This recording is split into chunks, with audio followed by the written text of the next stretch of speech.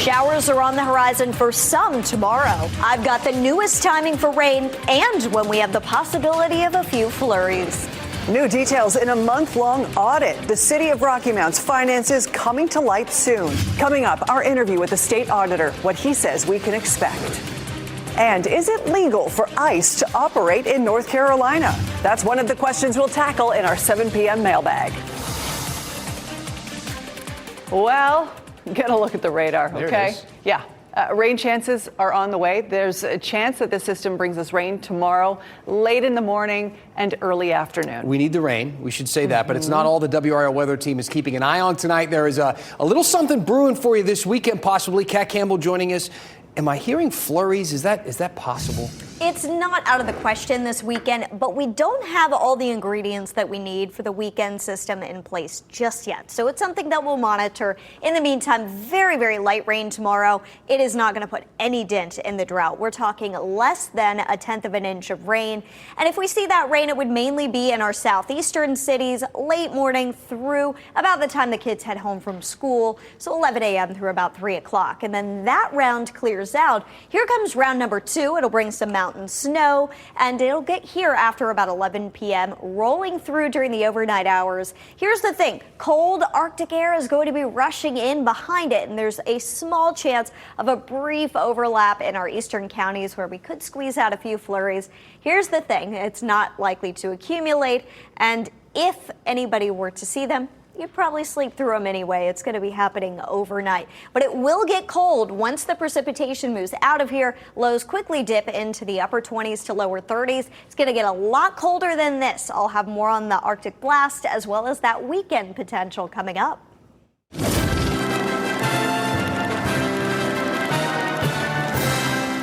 The public can expect a very professional, thorough, data-driven approach to the final audit result in Rocky Mount. That's your quote of the day coming from State Auditor Dave Bullock. His office has had a lot to investigate over in Rocky Mount. In October, the city said they needed to find $30 million in 10 months. Then in December, a bunch of people got double billed for their utilities. They were fired up about it. Now the state auditor is saying that the results of his investigation into these things could be made public in weeks or maybe even days. WRAL's Heidi Kirk spoke to Bullock and asked what we should expect from the audit. Inside council chambers, people sit with utility bills in hand, frustration written across their faces. Some, like Gregory Bake, stayed home, convinced nothing ever changes. They're making it hard for people to live here. In September, the city announced a financial crisis, revealing it spent millions more than it brought in each month for 2 years. That's when the state auditor stepped in. The public can expect a very professional, thorough, data-driven approach to the final audit result in Rocky Mount. Many residents believe the city's financial troubles could be connected to an ongoing utility billing issue. At a special council meeting, the city manager said it's not, saying it was caused by an inadvertent increase in timing between meter reading and billing dates. When corrected, he said that led to the back-to-back bills. We asked the state auditor if that situation was linked at all to his investigation. I don't really want to confirm that one way or the other. I can confirm that our information technology systems auditors have been actively engaged with Rocky Mount. The people packing these meetings say the billing issue was just the latest letdown. What is your message to people who feel like there's already a lot of distrust in the city and this is just compounding that? My goal as a manager now is trying to be as transparent as possible. That's one of the reasons why we're having this meeting today, trying to make sure that we dispel some of the rumors, some of the things that's going on social media. A city divided by these train tracks, now divided itself. Heidi Kirk, WRAL News, Rocky Mount. Now, look, I know that patience is wearing thin for a lot of folks. We've seen your emails. We've talked to some of you on the phone. You want answers. So we asked the state auditor for a timeline on when this investigation will be public. He didn't give us real specifics. He just said in days or weeks. But of course, we'll keep you posted. A whole lot going on in the news today. We want you to get you caught up right now. These are the 5 things you should know right now. The Financial Crimes Unit of the SBI is looking into Cary's former town manager, Sean Stiegel. He resigned last month. Early findings, though, of a state audit suggested potential criminal activity linked to his credit card transactions. The SBI FBI investigation takes place over the next few weeks. A 12-person jury has been selected now in the trial of Isaiah Ross. He is the man accused of killing 2 teenagers in Orange County in 2022, Lyric Woods and Devin Clark. Attorneys are still questioning 3 alternate jurors. They also estimate that the trial will take about 2 weeks. Court documents from 2019 show that the man charged in the murder of a Ravenscroft teacher was previously diagnosed with schizophrenia.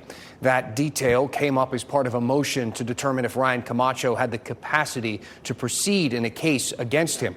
The document also shows he was refusing to meet with his attorney and mental health personnel. He was refusing medication and having hallucinations. Camacho went on to plead guilty in that case. He's expected back in court on January 26th. December inflation numbers came out today. The overall cost of items is up 2.7% compared to last year. The report also showed housing remains a big driving force behind inflation. Rent and housing costs are up 3.2%. Bryce Young will stay with the Carolina Panthers for at least 2 more seasons. General manager Dan Morgan picked up Young's 5th-year option. That ties Young to the franchise through the 2027 season. 2025, pretty good for Young. He set career highs in passing yards, touchdowns, completion percentage, and passer rating. It's time now to answer a good question from one of our viewers. You ask, we answer. That's how it works here at 7 o'clock. Tonight's good question comes from a viewer named Michael asking about President Trump's big, beautiful bill. He wrote, I don't watch you every night, work in life. Did you cover the Medicaid section? So first of all, Michael, I get it. Maybe you can't tune in every single night, but that's why we have the WRAL YouTube page. Our 7 p.m. segments are posted there for any of you to watch them anytime that you want. We have lots of coverage about Medicaid over there as well. But let's assume that Michael is watching tonight. Let's give him a better answer than go check the website, because that Medicaid section in the big, beautiful bill will take effect pretty soon. A North Carolina lawmaker says the whole program could be in jeopardy, that they need more time to cover the costs of the new rules. WRL's Destiny Patterson has that story. The federal Medicaid changes boil down to a few things: new worker requirements, new eligibility standards, and most importantly, money to make sure that each county is in compliance. Adults who want to benefit from Medicaid will have to work at least 20 hours a week. It's part of new stipulations put in place by Trump's One Big Beautiful Bill. It does make some exceptions, including children, elderly people, and people with disabilities. The concept of what they're trying to do is actually very, very good. People who are not legal residents will not be eligible for Medicaid, a rule that was already in place in North Carolina. But soon, officials will have to check recipient eligibility more often. New responsibilities that would largely fall on county employees. Finding ways to fund unfunded federal mandates is a major struggle for county leaders. Medicaid officials say they need an extra $50 million to cover administrative costs by the end of March in order to meet the federal deadline at the beginning of next year. Representative Donnie Lambeth says the state needs more time to make these changes. From your standpoint, do you think that this is actually attainable, and how do you think we're actually going to be able to meet these requirements? Personally, don't think we can meet them. I think it's too fast, too much work to do, and I just don't see how we can do it. Plus, they'll need to figure out where the money will come from. And if we can't find that, then we will have to look at options to either scale back the Medicaid program, and an extreme case of canceling the expansion population that we worked so hard to try to get in place to start with. How likely do you think that is? I hope that's a remote, and I do keep saying that has to be a consideration. Representative Lambeth says that he thinks that they need at least 6 more months to get into compliance. He says he and his colleagues plan to ask for more time. Destiny Patterson, WRAL News. All right, thank you to Destiny, and thank you to Michael for sending in that email with our good question tonight. We want to take a few more of your emails. The 7 p.m. inbox chock full of great stuff. So let's go through a few more topics tonight. Like, is ICE legally allowed to operate in North Carolina? And things like, is it time to amend the U.S. Constitution? Maybe add some term limits to Congress. Making that happen might be a little harder than you think, but we're going to dive into the mailbag and break it down after the break. Kat? And winter is here, and it's going to stick around. After barely dipping below freezing last week, we're going to be below freezing pretty much every night. I'll walk you through when we'll see the coldest temps coming up.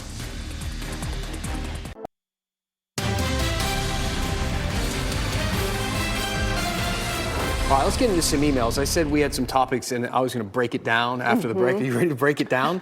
Break it down after the break. How many times can we put break into it? You were teasing me. So we are going to break it down because we get a lot of emails into the 7 p.m. inbox. Yeah, if you watch this newscast and you haven't sent one yet, please do so. We'd love to hear from you.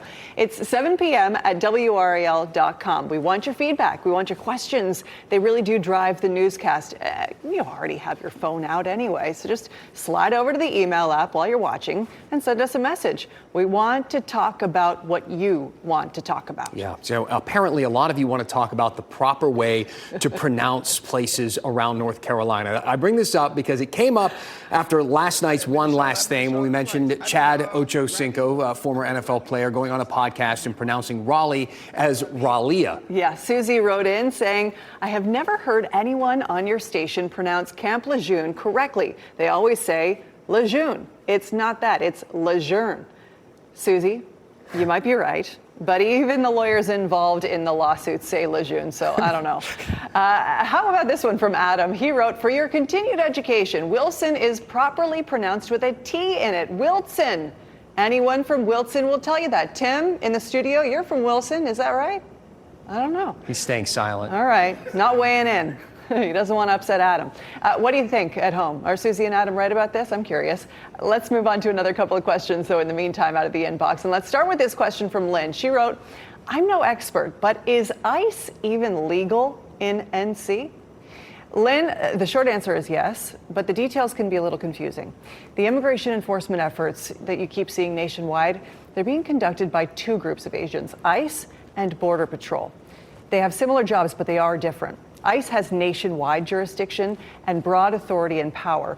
Border Patrol, on the other hand, has limits. I want to show you a map. It shows their jurisdiction. It's 100 miles from the border, 100 miles from the coast. You can see those areas shaded in red on this map. A huge number of people live in this zone. It's about 2 in every 3 Americans. Raleigh and Charlotte are not included. And yet, Border Patrol agents were the ones conducting enforcement in North Carolina last year. How can this be? Well, Border Patrol agents are not powerless outside of that zone we showed you. Inside 100 miles, they have pretty broad authority to run checkpoints and board buses. Outside 100 miles, they can still do their jobs, but they're held to higher standards, requiring reasonable suspicion to search or detain someone. The shooting in Minneapolis last week, those were ICE agents, but Border Patrol was in the area too. The shooting in Portland last week, those were Border Patrol agents, but ICE is in that area too. Dan, really good question from Lynn. Yes, and Ashley, we got another really good email from another viewer named Lynn. We're very popular with Lynn's here at 7 o'clock. This Lynn wrote to 7 p.m. at WRAL.com. It's time for a constitutional amendment for term limits in both the House and Senate. And I'm betting lots of you feel the same way. We get tons of emails about constitutional amendments and term limits all the time, that sort of thing. And there's so much to unpack there. So for starters, there are two paths to changing the U.S. Constitution. One is through Congress. The other is through the states. So if Congress won't do it, if they don't want to take it up, and the states want to, 34 states must apply for a constitutional convention. And many states have said that they are up for it. Our progress so far in getting there is kind of confusing, though, because different groups have been advocating for different changes, and they are rallying different states to do that. Let me explain. According to Common Cause, an effort to require a balanced budget has 28 states on board. An effort to create term limits has 12 states on board, including North Carolina. Both, obviously, still have some work to do. But even if they did get all 34 states that they need, what happens next isn't really clear. There are no set rules for a constitutional convention. They just kind of figure it out as they go. It might start out as being about term limits and end up being about a whole bunch of other things. Changes to immigration, gun rights, traffic laws. Nothing is really off the table once they all convene. Then any changes would need to be approved by 38 states. This method has never been used in U.S. history. The last constitutional amendment happened in 1992. It prevented any law that increases or decreases the salary of members of Congress until after the next election. But this amendment was put into motion by Congress, not the states. Also, there's another major obstacle here, the fact that this is about term limits. You would be asking the people who benefit from unlimited terms to then set those limits. It's the same kind of reasons we still have things like gerrymandering. You're asking the people who benefit from gerrymandering to end gerrymandering. Same thing with members of Congress buying and selling stocks. They benefit. Would they want to get rid of that? You think the people want to get rid of these things, that the representatives of the people would take action, right? I guess not. Keep those emails coming. 7 p.m. at WRAL.com. We want to hear from you. What should we be covering in this newscast? What questions should be part of our mailbag segment? Tell us what is on your mind, and we will talk about it here at 7 o'clock. Kat, you've got the possibility of rain in the forecast, but we're not talking about a big soaker here. No, not at all. I mean, very, very light rainfall totals, and it's mainly in the southeastern part of our viewing area. We want to let people know about this, though. It could affect some of the kids as they get home from school and are getting off the school bus tomorrow. Tomorrow, we're in the mid-50s. That's about as good as you're going to get on our 7-day forecast, temperature-wise. And then tomorrow night, as the Arctic front arrives, there is the chance for snow in the North Carolina mountains. And although we mentioned maybe a few flurries off the top of the newscast while people sleep, I want to reassure you a 0% chance of an inch or more of snow in our viewing area from this system. We're also keeping an eye on the potential for something to form this weekend. The odds of that are still relatively low, about a 10% chance of an inch or more of snow in our viewing area. A lot of people are wondering, well, why are you talking about it then? We want to reassure you because we have seen what you've seen. Maps floating around on the internet with mega snowfall totals. So we want to reassure you that that is definitely not set in stone. In fact, it's not looking very likely. We do have the cold air in place, so we've got half of what we need, but we also need the moisture, and the moisture is a big question mark. The thing that we'll be watching for is this cold front, whether or not we see a new area of low pressure develop along it. That's going to dictate whether or not we have any moisture at play.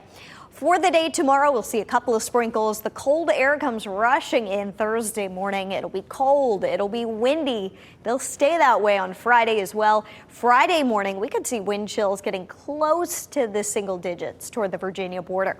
And then here comes our next cold front. That should bring some additional snow to the mountains Saturday. But it's another one of those setups, especially with the daytime front, where it's too warm really to see much of anything besides a little bit of rain. So here is the front. It gets stuck offshore, and the big question becomes whether or not we do see low pressure spin up and feed some moisture into our area. We will be keeping an eye on it for you in the coming days. It's only Tuesday. We're talking about Sunday potential, so we've got a ways to go to keep an eye on it. Outside tonight, pretty mild. Temperatures range from 45 to 50 in our viewing area. You can take a live look at the state legislative building and always get a good idea of the wind. Not too bad at the moment. We've seen a southwest wind today around 5 to 10 miles per hour. It's been higher at times. Tomorrow, it'll be pretty breezy, and then the winds will gust 25 to 30 miles per hour on Thursday.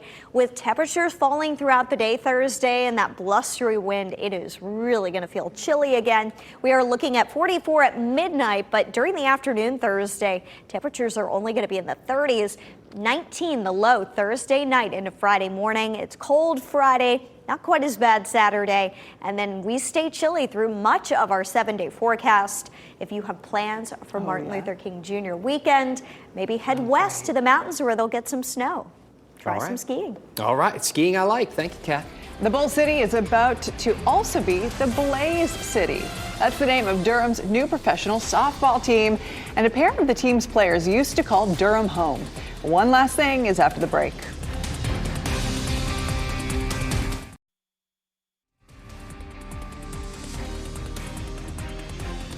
One last thing tonight, Durham is getting a new professional sports team, the Durham Blaze. They will play in the Athletes Unlimited Softball League. They were founded in 2024 with teams in 12 cities, including Chicago, Oklahoma City, Portland, and now Durham.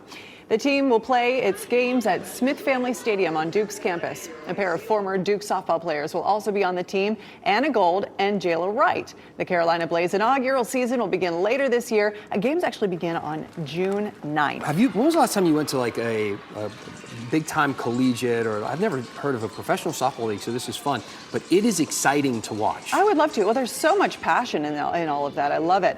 Hey, Dan, I've been monitoring and I know you have too, the 7 p.m. inbox through throughout the broadcast. Thank you to everybody who has been sending us stuff. I mean, we really do check your emails as the show is going on. We got one here from Shelley, and Shelley was asking about the Ryan Camacho case. Of course, he's the suspect accused of killing that Raleigh teacher. And prior to that, he was involved and incarcerated after opening fire into somebody's home. Yeah. And he spent time in prison for that, and they were wondering how he got a gun. These are questions that we are still trying to answer right now. Of course, there are lots of ways to get a gun. We have covered that here at 7 o'clock. But keep these questions coming, because even if you don't see them on the air every night, we're going to keep investigating these types of things. There was another email that came in to us. This one a little bit more fun. This is about the pronunciations that we were talking about earlier in the broadcast. So Sonia has a gripe with what Adam was saying. Adam said that there's a T in the pronunciation of Wilson, and he's saying it's Wilson. Well, she says there's no T in Wilson. It was always Wilson, and then I left to live in Raleigh. I've moved back to Wilson. Folks are just adding the T for fun. Hey, so I don't know. Have some fun with it. Craig has a great question, and he asked, why doesn't the state have a budget approved yet? And this is a really big topic for a lot of people. There are people waiting on potential raises. Yep. It has so many different consequences, and we are the last state to not have an approved budget right now. We're going to do some stuff with our Capitol team this week, so I think we're going to work on that. So stay tuned here at 7 o'clock. In the meantime, you can check out my interview with the governor. It's on our WRAL YouTube page. I ask him pointedly about that. Thanks for making WRAL your choice for local news. Our next newscast is at 10 on Fox 50 and 11 on WRAL.